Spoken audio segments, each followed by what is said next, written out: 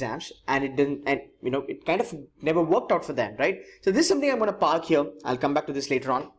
So you have to tell them upfront, put these things on the table and tell them that, no sir, I was actually preparing for my MBA entrance exams, and that's the reason I actually had to take a gap.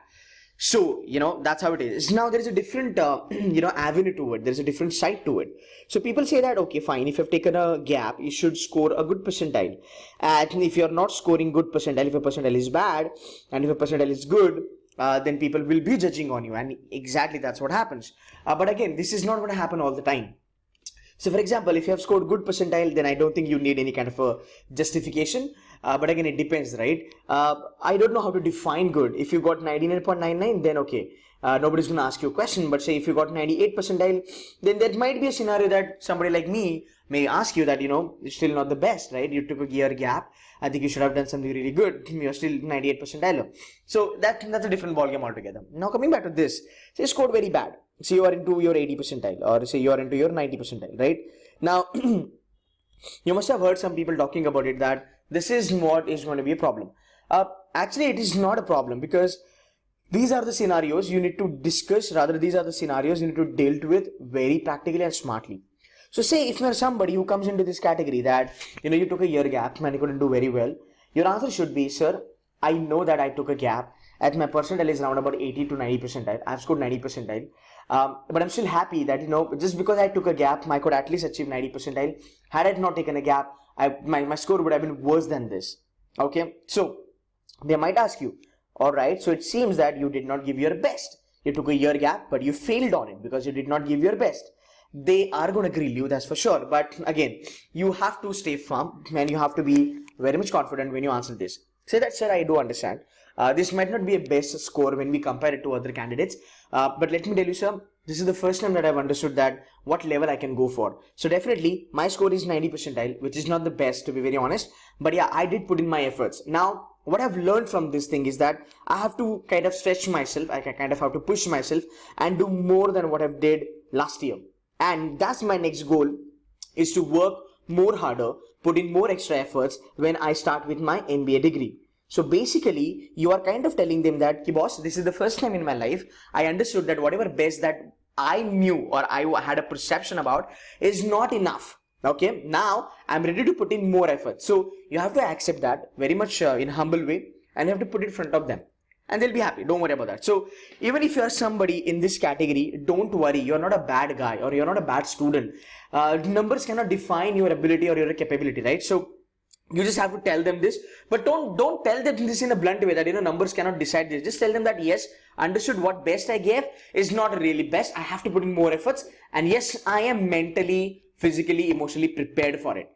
Period. Yeah, that's what it is. So that's how you're going to frame your questions answer as far as your preparation things are concerned, or if you have taken a gap purely for preparation. There might be a question later on wherein I kind of tend to ask candidates. It means that you do not do multitasking. Okay, it means you suck at multitasking, right? So what is that? How do you counterattack that? Because you are an MBA student, right? You're going to be a manager, you're going to be a future leader. You got to learn the multitasking, right? And that's where a lot of people kind of, they struggle, they fumble to answer. But trust me, guys, this is basically a beautiful question. Now, this question can be connected directly to my MBA, and that's how at all the time you will be keeping that ball in your court, right? My students will be telling to the panelists that, sir, I definitely understand, and I really appreciate that you kind of, told me that I am not a multitasking person. I'm not a multitasker. Yes, sir, indeed, I'm not. And that is the reason, sir, I'm looking forward for an MBA degree, because in MBA, people do learn how to do multitasking. It's an art which can be learned. It's a science, right? All that stuff, guys, we can talk about in the interview. So tell them, yes, I know I'm not a multitasking guy, but I would love to learn this. As simple as that. Trust me, everybody is not a multitasker. So it's always good to accept the fact, but what panel would appreciate that, this guy understands himself very well. There are a lot of students, they don't know shit, right? They don't understand the stuff. They just want to get into the rat race. But somebody who's not very well qualified, or who doesn't have lot many positive things or lot many, merits, but a person who understands his, qualities, understand his features, characteristics, those kind of students are respected very well, guys. Okay, so this is where you can kind of tell them that, sir, I know I'm not a multitasker, but I do want to be, and that's the reason I'm here, because I want to do an MBA. So in a way, you are actually answering why MBA also. And there might be a question again, okay, so tell me how MBA will help you in multitasking. So now the ball is in your court. He will be asking you questions which you want him to ask, and that's how you're going to drive the entire interview. So guys, trust me, having a gap on your resume, or having that gap, trust me, sometimes it does act a blessing for you. It is not something which is really horrible or vulnerable. It is basically just a thing, right? So I'm going to put this question answer into two ways, okay? One is going to be the professional way, and another one is going to be the personal way. So you guys kind of need to stick around to this video till the end. And trust me, if you stick around to this video and if you listen to my every single word, right, you will never ever fail in answering this question. And trust me, anybody in this world can counterattack you or counter question you. You will be able to answer that. That's for sure. Now, let's move ahead and have a different perspective to this thing now. All right. So what you're not supposed to say when you answer the gap question, first and foremost, never say that, sir, I was preparing for CAT and I'm scared of CAT. Quant is not my forte. I thought that, I will not be able to do it. So that's the reason I took a gap. This is absolutely rubbish. This is absolutely bakwas. Anyway, so it's not gonna do that. I think, okay, one more minute. Let's go back. I think I started. Okay, what if you're somebody who prepared for UPSC or who prepared for CA? Then trust me, your gap is not counted as gap. So if you're somebody who has done something during that 1 year, maybe you're preparing for UPSC, CA, CWA, CFA, whatever, that is not going to be counted as your gap. The problem is that people who are guiding students in the market, they have no clue about it. But trust me, as a panel, I do not see as a gap. It's fine. This guy was preparing for UPSC, MPSC, CA, CFA, whatsoever, man. This thing couldn't work out. Now you tell me as a student, right? You tell me, most of the time, there are a lot of human beings, they do exist on this planet. Things do not work out for them, yeah? That's, come on. I mean, it's a normal thing. It's a practical thing, right? Things do not work out for people. It is not short. There is no stereotype thing that, you take UPSC, you do work for a MPSC and you got to crack it. No, it's not like that. That's a fucking taboo. That's a fucking cliche. Right? So don't worry about these things. As a panel, I do understand that, yeah, fine, you were actually working out for UPSC and, it didn't work out for you and, it didn't click you. That's fine. Now you want to change it. But I think that you are a smart person, because there are people, they kind of, go on and on, attempting single thing, and they don't crack it, or maybe they crack it after 8-9 years. But I think you're a smart guy. You understand your career. You understand your demerits also. And that's the reason now, from this thing, you are moving to MBA, and you are taking hold of your career. You are taking care of your career. You are not just in the flow of going behind something which is not possible for you to even attempt or crack.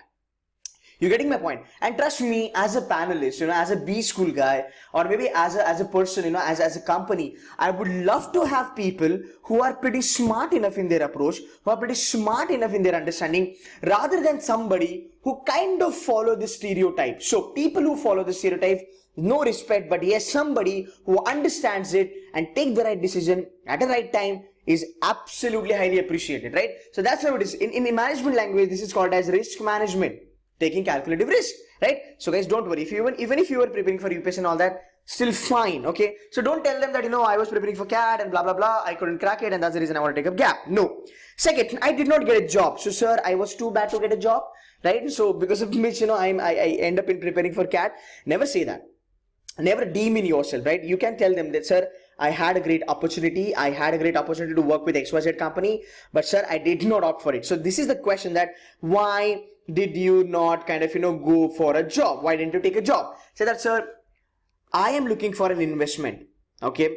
I have decided the moment I was done with my graduation, I wanted to invest 3 years of my life into education, because I know the moment I invest these 3 years fruitfully, the rest of my life, I only have to work. Everybody has to work, right? It's a part and parcel of life. So sir, I think for me, the priority is my education and job will come later on. That's the reason I chose education over and above my job. So I had an opportunity, but I kind of, didn't go for it. So you tell them, you put yourself on a bit of upper level, but when you say this, stay humble. Don't show that attitude. It can fire back, right? So that's something that you should tell them. So sir, yeah, did it, I just wanted to study. That's it. So fine. So job. So don't say that you went for a job and all that stuff, right? Number three, don't be blank. If they ask you, okay, why didn't you, go for a job, or why did you take a gap? So don't be blank. Don't feel, underperformed, or don't underappreciate yourself. So just try to avoid these things whenever you are going to answer 1 year gap questions answer. Okay, fair enough. Now let's look at different perspective altogether. Alright, now the another important thing is, how do you justify your gap? Now let's talk about your professional thing. Now as far as the professional things are concerned, you can tell them, yes sir, I did work for all the MBA entrance exams. So that's the first thing. I worked for MBA entrance exam. Number two, sir, I know I was, though I was preparing. So these guys might ask you, okay, you know what? You don't prepare for an MBA entrance exam 24 hours, right? You might study for like 8 or 10 hours. What did you do for the rest of 24 hours, rest of 14 hours, or rest of 10 hours? Then you have to tell them that. If you have done these things, then only you can tell them. Alright, so professionally, I did my MBA exam interest or whatever. Then I kind of opted for a certification. So what kind of certification you went for? So you have to tell them, okay, sir, you know what? I went for this certification, which is basically into, say, financial modeling, or which is digital marketing, or maybe in a Six Sigma, or maybe something to do with the HR management. I did this, and there you have to explain, sir, I did this because I wanted to bridge the gap. So let's say you are an engineer, or let's say you're a commerce grad, or say you are like X, Y, Z, whatever, right? So you have to tell them, so I intend to do my MBA finance, okay? I intend to do my MBA finance. Now here is a question, which specialization? So you are by yourself, you're telling them in an advance, so they're like happy about it. So sir, yes, I want to do an MBA finance. I'm an engineering guy, and as you know, that being an engineer, I don't have much of domain knowledge, right? So I'm a commerce guy. I know only basic stuff. I don't know the advanced stuff, right? That's how we can connect it, right? So yeah, being an engineer, I kind of opted for financial modeling certification, or maybe a certification in finance or marketing or digital marketing, whatsoever, because I wanted to bridge the gap between what I've done in my graduation and what I want to do as far as my MBA is concerned. So this certification is going to be a bridging gap between my past and my future. And also I am keen. You have to use these keywords. I'm keen to learn my specialization, like what's going to be there. It's always interesting to learn what's going to be there. So I think I've done this certification, which has helped me to understand media, which has helped me to understand, how do you analyze a company, okay? How do you value a company? How do you kind of, look at the ratio analysis of a company, right? Guys, now what's happening here? You are a smart ass because you are driving your entire interview. This guy is going to ask you question on the same 3 pointers that, okay, you know what? You just said, how do you analyze a company? Tell me, how do you analyze a company? Again, ball is in your court, right? You are killing it now. So trust me, this is the way you should be going at. So yes, sir, I wanted to do this, I never wanted to do a mistake, like, what I did in commerce or what I did in engineering, just going by book way, okay, just going by book way and not applying it in a practical way. So, though I was preparing for my CAT and XAT other exams, I side by side opted for this certification, wherein I got the exposure to kind of apply these things in a practical world. And yes, I had a good learning, and because of which my learning curve went up. As simple as that. So you say that, I was keen on it. I took the initiative. Yay, these words are gonna work smooth for you, amazing for you, right? Because we as a panelist, we would love to understand, because this shows your quality being proactive. You are goddamn proactive. This is going to be your strength. When you fill that form up, right, this is going to be a strength. Now, this guy is thinking about it. Yeah, this guy is smart. He told us at the beginning in Tell Me About Yourself that his one of the strong point is being proactive. Yeah, he does look like a proactive guy because he's been taking efforts to actually move ahead, or rather, move the ladder up. So that's how you need to justify your answer as far as your specialization is concerned, or maybe your certification is concerned. Fine. Then comes part-time. Okay, then comes part-time. Some people will tell you, you do tell them that you worked for part-time. Yes, you can tell them that you worked part-time, but I think, there is a problem, because people say that, yeah, tell me what's the difference between part-time and a full-time.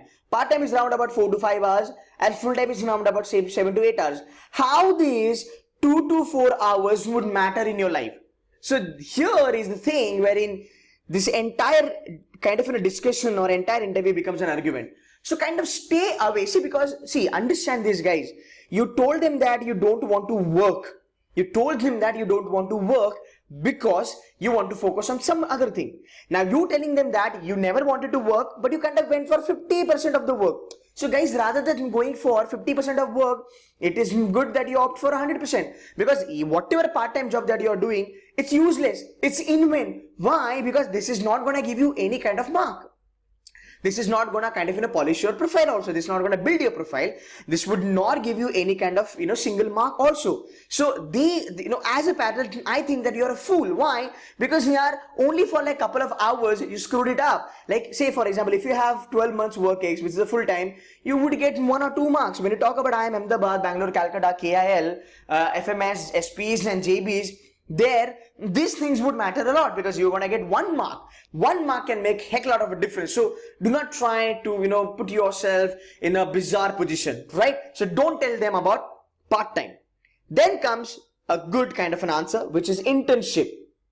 All right, so I did an internship. Now again, what you have to do is basically you cannot tell them that you did an internship for 7 to 9 months, because guys, this is kind of putting the things in ulta way. Because if you're telling them that you did internship and you went for like 7 to 9 months, internship can be a full-time, so again it's a full-time job. Okay, internship can be a part-time, so again it's a part-time job. So guys, do not try to get into this position wherein you are kind of getting screwed, right? So don't tell them about the internship. So sir, how do you go ahead with this?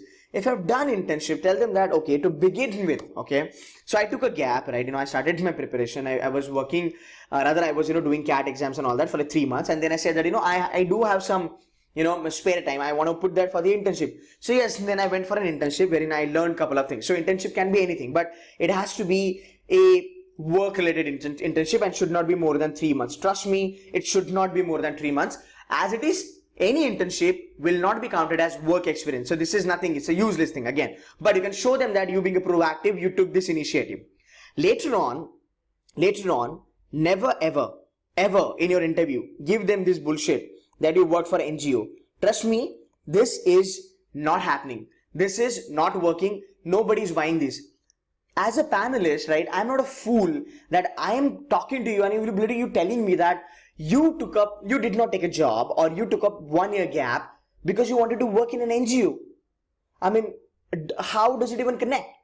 So you worked in an NGO for 1 year and now you want to do an MBA. So you earlier worked for a non-profit organization and now you want to get into the profit organization. Now that's not connecting, right? It's an ironical, right?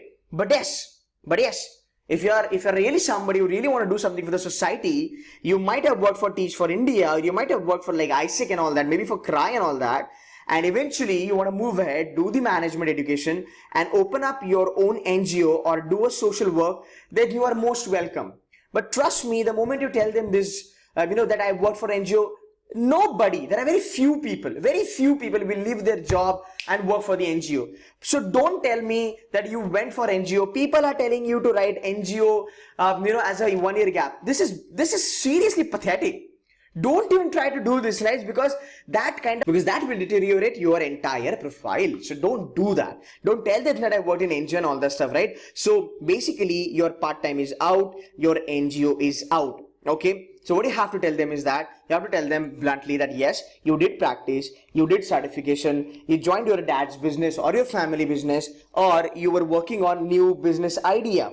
This is okay, this is cool. But then the moment you say that, they're going to ask you for a business plan and they're going to ask you for a business valuation. Now, you cannot fake it up. You might tell them that, I kind of, made it up. So, I went to the registrar, I went to the court, I got my partnership did done, and I'm kind of, showing a fake work experience. They will kick your ass, because the moment you tell them that I was working on my own startup, these guys are going to ask you, tell me how do you value this? Tell me how do you forecast it? Tell me what's your business plan? Tell me what's your marketing strategy? Tell me what's your 4P, 7P? Tell me, can you put your business into Porter's 5 forces?